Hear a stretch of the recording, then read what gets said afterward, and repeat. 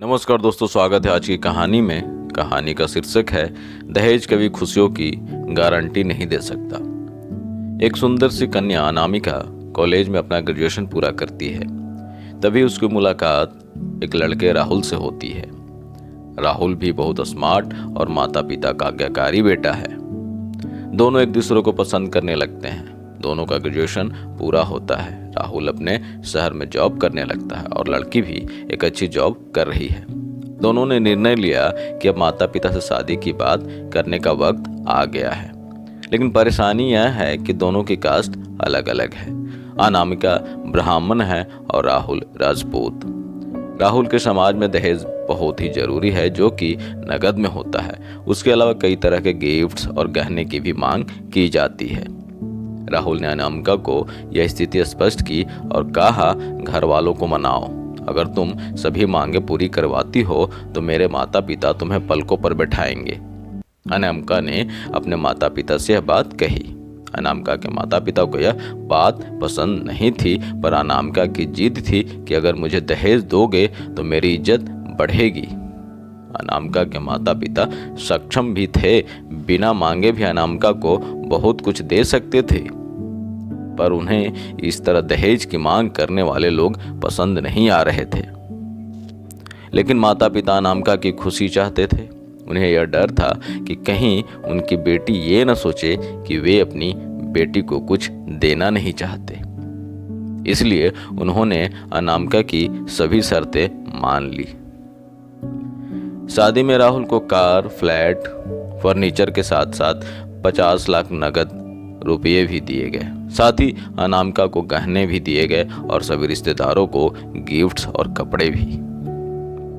शादी बहुत धूमधाम से की गई। कोई कमी नहीं छोड़ी गई, कोई किसी प्रकार की कसर नहीं छोड़ी गई। अनामिका को मन ही मन यह गुमान था कि कास्ट अलग होने के बावजूद माता पिता ने उसकी शादी ससुराल के हिसाब से की। बहुत खुशी थी उसे इस बात की। अनामिका को विश्वास था कि उसे बेटी बनाकर रखा जाएगा। ससुराल में उसे वही प्यार दिया जाएगा जो उसके माता पिता ने दिया है अब तक, क्योंकि उसने अपने ससुराल का मान रखा है। अनामिका ने अपने घर से ससुराल विदा लिया। ब्राह्मण कन्या राजपूत घर की बहू बनी। ससुराल में बहुत ज्यादा पर्दा प्रथा थी।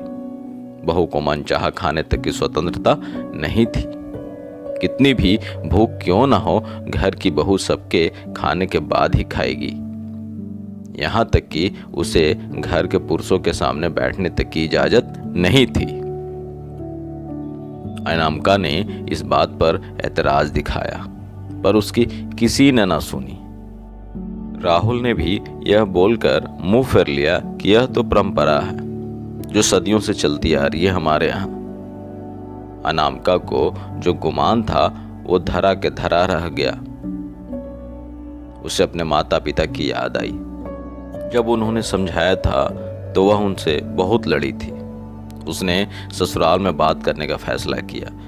अनामिका ने अपने सास, ससुर और पति से बात की, लेकिन उन्होंने एक न सुनी और उसे उल्टे बहुत ही बेरहमी से पीटा गया। अनामिका ने कभी ऐसा व्यवहार नहीं देखा था। उसे जिस लाए हुए दहेज पर घमंड था वह चूर चूर हो गया था। अनामिका को माता पिता से बात करने में भी शर्म महसूस हो रही थी और इसी कश्मकश में एक दिन अनामिका ने अपने आप को खत्म कर लिया।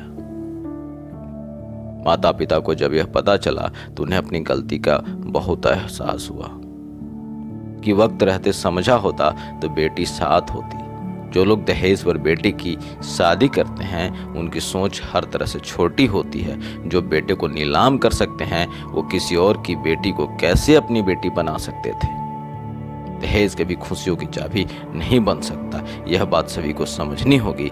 इस दहेज प्रथा की कहानी में आपने पढ़ा कि माता पिता ही नहीं, लड़की की सोच भी दहेज को सपोर्ट कर रही थी। कई बार लड़कियों को दहेज का गुमान हो जाता है, पर जो लोग लोभी होते हैं वो कभी अच्छे नहीं हो सकते। यह बात हम सबको समझने की जरूरत है। तो दोस्तों, कहानी अच्छी लगी तो वीडियो को लाइक, शेयर और चैनल को सब्सक्राइब जरूर कर दीजिएगा। बहुत बहुत धन्यवाद आपका।